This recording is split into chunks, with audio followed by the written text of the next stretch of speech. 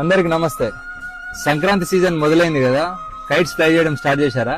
పండగంటే సంతోషం, కానీ మన సంతోషం వేరొకరి ప్రాణాలు తీసేలా ఉండకూడదు. ఇదంతా దేనికి? Yes, Chinese manja. Chinese nylon and synthetic fibre coated with glass powder. అంటే దీంట్లో గాజు పొడి వాడతారు. చూడండి, ఇది ఒకసారి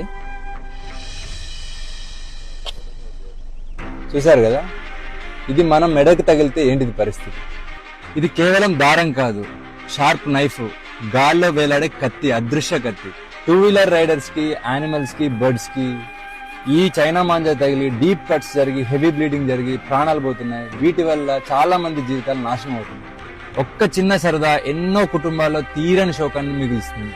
ఇది నాన్ బయోడిగ్రేడబుల్, ఇది భూమిలో కలవదు, ఇది బ్యాండ్ థ్రెడ్.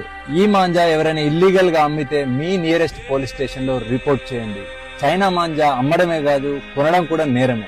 చైనా మాంజా